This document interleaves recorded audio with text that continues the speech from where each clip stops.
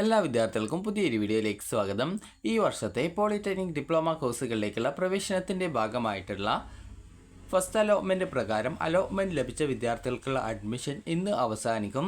അപ്പോൾ വിദ്യാർത്ഥികൾക്ക് ഒന്നാമത്തെ ഓപ്ഷനാണ് ലഭിച്ചതെങ്കിൽ പെർമനൻറ്റ് അഡ്മിഷനും രണ്ടാമത്തെയോ മറ്റേതെങ്കിലും ഓപ്ഷനാണ് കിട്ടിയതെങ്കിൽ ആവശ്യമുള്ളവർക്ക് പെർമനൻറ്റ് അഡ്മിഷനും അല്ലാത്തവർക്ക് ടെമ്പററി അഡ്മിഷനും നേടാൻ സാധിക്കുന്നതാണ്.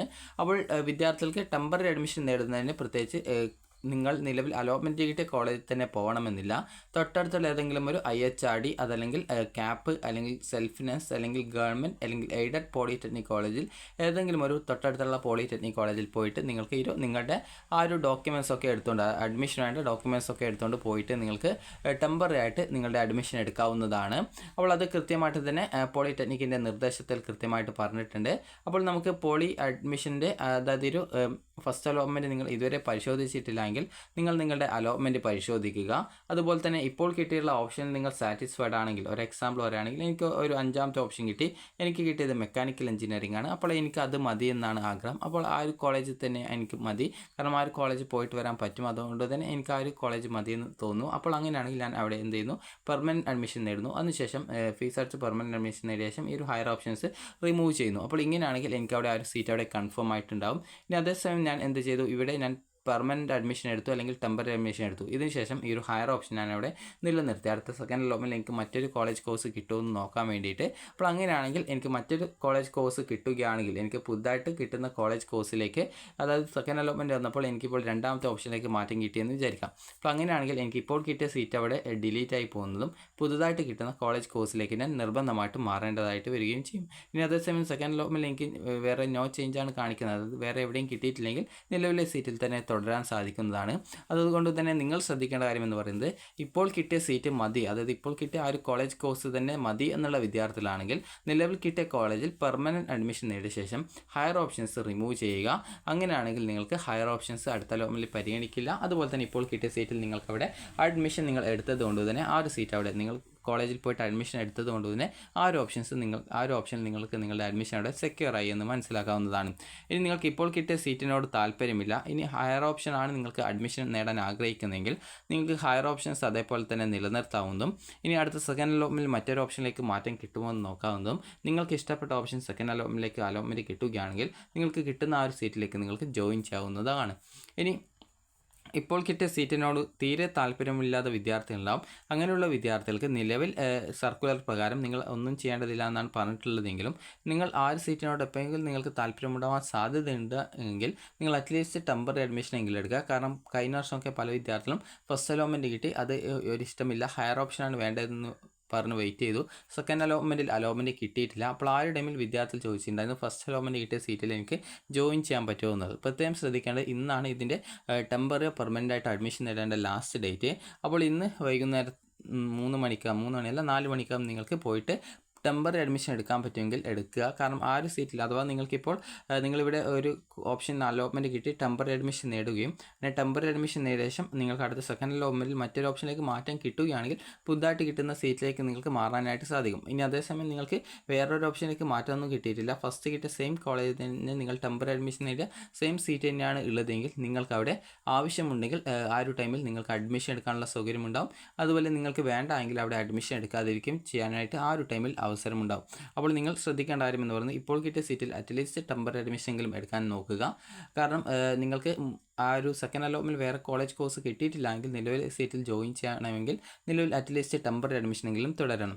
അതുപോലെ തന്നെ ഇപ്പോൾ കിട്ടിയ സീറ്റ് തീരെ താല്പര്യമില്ല എന്ന് പറഞ്ഞുകൊണ്ട് അതിൽ ഒന്നും ചെയ്യാതിരിക്കുന്ന വിദ്യാർത്ഥികൾക്ക് ഈ ഒരു 3-ാം തീയതി, അതായത് ഇന്നത്തോടുകൂടി ആ ഒരു ഇപ്പോൾ ഫസ്റ്റ് അലോട്ട്മെൻറ്റ് കിട്ടിയ സീറ്റ് അവിടെ ഡിലീറ്റ് ആയി പോകും. പിന്നീട് സെക്കൻഡ് അലോട്ട്മെൻറ്റ് കിട്ടുകയാണെങ്കിൽ നിങ്ങൾക്ക് ജോയിൻ ചെയ്യാൻ പറ്റും. ഇനി അങ്ങനെ കിട്ടിയിട്ടില്ല എങ്കിൽ പിന്നീട് കൗൺസിലിങ്ങിൽ പങ്കെടുത്ത് നിങ്ങൾ അഡ്മിഷൻ നേടേണ്ടതായിട്ട് വരുന്നതായിരിക്കും.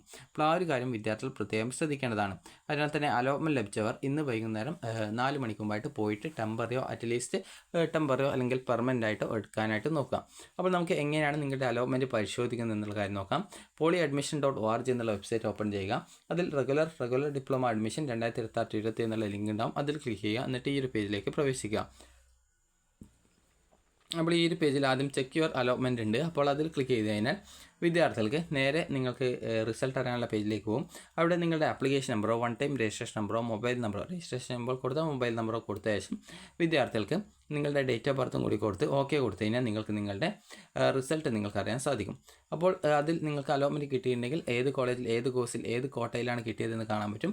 അതുപോലെ തന്നെ നിങ്ങൾക്ക് അതിൽ അലോട്ട്മെൻറ്റ് സ്ലിപ്പ് ഡൗൺലോഡ് ചെയ്യാനുള്ള ലിങ്ക് ഉണ്ടാവും. അത് ക്ലിക്ക് ചെയ്ത് ഡൗൺലോഡ് ചെയ്തെടുക്കാം. അതുപോലെ തന്നെ അതിനുശേഷം റാങ്ക് ഡീറ്റെയിൽസ് അറിയണമെങ്കിലും ഇതേപോലെ തന്നെ ഇത്രയും ഡീറ്റെയിൽസ് തന്നെയാണ് കൊടുക്കേണ്ടതായിട്ടുള്ളത്. അത് കൊടുത്ത് ഓക്കെ കൊടുത്തു കഴിഞ്ഞാൽ പിന്നീട് നിങ്ങൾക്ക് നിങ്ങളുടെ റാങ്ക് ഡീറ്റെയിൽസ് കാണാം. സ്ട്രീം 1 സ്ട്രീം 2 എന്നിങ്ങനെ 2 റാങ്ക് കാണാൻ പറ്റും. സ്ട്രീം 2 എന്ന് പറയുന്നത് ഈ സെക്രട്ടറിയൽ പ്രാക്ടീസ് പോലുള്ള ഒരു 2-3 കോഴ്സ് ഉണ്ട്, അതിലേക്ക് മാത്രമാണ്.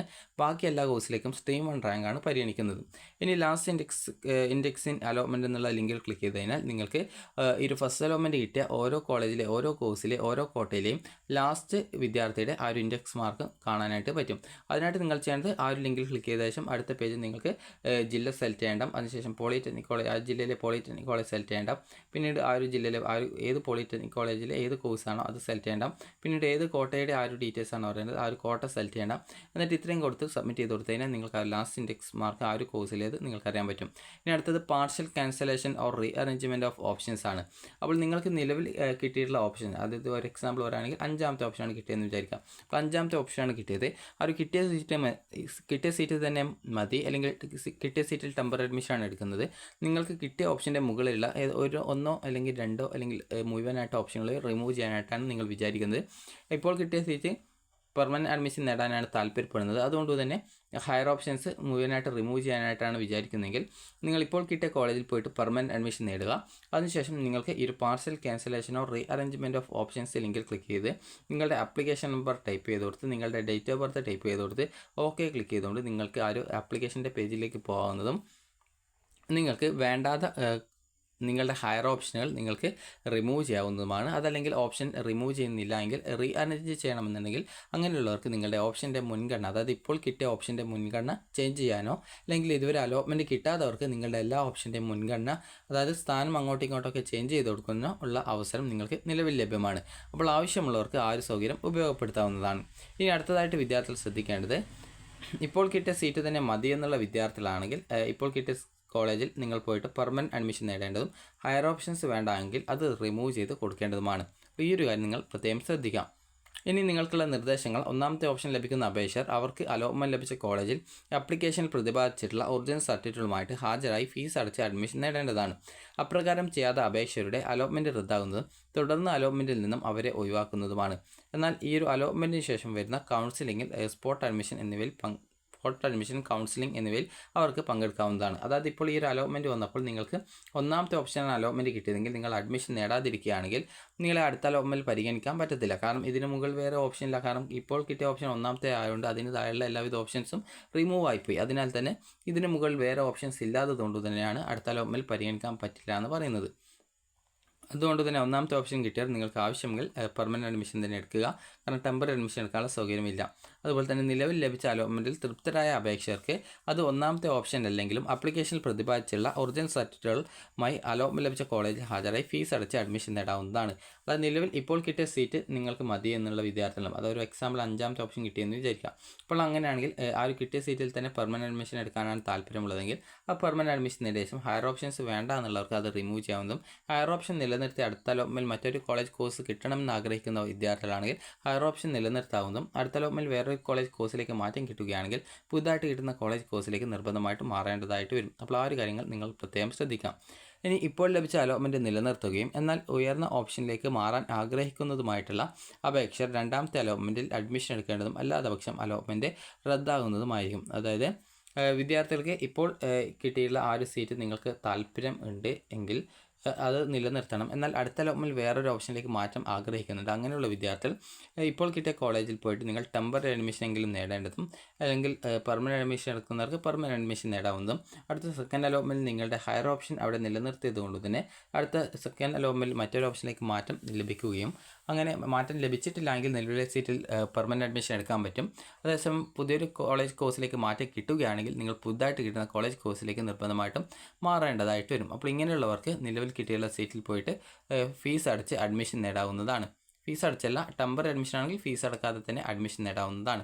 ഇനി അടുത്തതായിട്ട് വിദ്യാർത്ഥികൾ ശ്രദ്ധിക്കേണ്ട പ്രധാനപ്പെട്ട കാര്യം, ഇപ്പോൾ അലോട്ട്മെൻറ്റ് കിട്ടിയിട്ടുള്ള കോളേജിൽ നിങ്ങൾ അഡ്മിഷൻ നേടിയിട്ടില്ലെങ്കിൽ സെക്കൻഡ് അലോട്ട്മെൻറ്റ് വരുന്ന സമയത്ത് നിങ്ങളെ പരിഗണിക്കും. എന്നാൽ ഇപ്പോൾ കിട്ടിയ ആ ഒരു സീറ്റ് അവിടെ ഡിലീറ്റ് ആയി പോകുന്നു.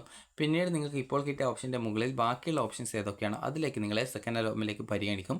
നിങ്ങൾക്ക് മറ്റൊരു ഓപ്ഷനിലേക്ക് മാറ്റം കിട്ടുന്ന സാഹചര്യത്തിൽ നിങ്ങൾക്ക് പുതുതായിട്ട് കിട്ടുന്ന ആ ഒരു കോളേജ് കോഴ്സിലേക്ക് നിങ്ങൾക്ക് മാറാനായിട്ട് അഡ്മിഷൻ എടുക്കാനായിട്ട് സാധിക്കുന്നതാണ്. അപ്പോൾ നിങ്ങൾക്ക് ഈ വീഡിയോ ഉപകാരപ്രദമായിട്ടുണ്ടെങ്കിൽ ലൈക്ക് ചെയ്യുക, ഷെയർ ചെയ്യുക. അതുപോലെ ഫസ്റ്റ് അലോട്ട്മെൻറ്റ് ഒന്നാമത്തെ ഓപ്ഷൻ കിട്ടിയവർക്ക് മാത്രമാണ് സെക്കൻഡ് അലോട്ട്മെൻറ്റ് അവരെ പരിഗണിക്കാതെയുള്ളൂ. എന്നാൽ നിങ്ങൾക്ക് ഈ ഒരു ഒന്നാമത്തെ ഓപ്ഷൻ അല്ലാതെ ഏത് ഓപ്ഷൻ കിട്ടിയ വിദ്യാർത്ഥികളും അഡ്മിഷൻ എടുത്തിട്ടില്ലെങ്കിൽ കൂടി നിങ്ങളെ സെക്കൻഡ് അലോട്ട്മെൻറ്റിലേക്ക് പരിഗണിക്കും. എന്നാൽ നിങ്ങൾക്ക് ഫസ്റ്റ് അലോട്ട്മെൻറ്റ് കിട്ടിയ സീറ്റിൽ നിങ്ങൾ ടെമ്പററി അഡ്മിഷനെങ്കിലും എടുത്തിട്ടില്ലെങ്കിൽ, അതായത് കോളേജിൽ പോയിട്ട് ഡോക്യുമെൻ്റൊക്കെ വെരിഫൈ ചെയ്യുക മാത്രമേ ഉള്ളൂ ടെമ്പററി അഡ്മിഷന്. അപ്പോൾ ഈ ഒരു ടെമ്പററി അഡ്മിഷൻ നേടുന്നതന്നെ അപ്പോൾ വിദ്യാർത്ഥികൾ ഈ ഒരു ടെമ്പററി അഡ്മിഷൻ നേടിയിട്ടില്ല എങ്കിൽ നിങ്ങൾക്ക് ഇപ്പോൾ കിട്ടിയ സീറ്റ് നഷ്ടപ്പെടും എന്നുള്ള കാര്യം കൃത്യമായിട്ട് ശ്രദ്ധിക്കുക. സെക്കൻഡ് അലോട്ട്മെൻറ്റ് ശേഷം ഇപ്പോൾ കിട്ടിയ ആ ഒരു സീറ്റ് നിങ്ങൾക്ക് ജോയിൻ ചെയ്യാൻ സാധിക്കാതെ വരും. അതിനാൽ തന്നെ വിദ്യാർത്ഥികൾ ഇപ്പോൾ കിട്ടിയ സീറ്റിൽ അറ്റ്ലീസ്റ്റ് ടെമ്പററി അഡ്മിഷനെങ്കിലും നേടാൻ ശ്രദ്ധിക്കുക. അപ്പോൾ അഡ്മിഷൻ നേടാനുള്ള ലാസ്റ്റ് ഡേറ്റ് ജൂലൈ 3-ാം തീയതി, അത് ഇന്നാണ്. അപ്പോൾ നിങ്ങൾക്ക് ഈ വീഡിയോ ഉപകാരപ്രദമായിട്ടുണ്ടെങ്കിൽ ലൈക്ക് ചെയ്യുക, ഷെയർ ചെയ്യുക. Thank you for watching.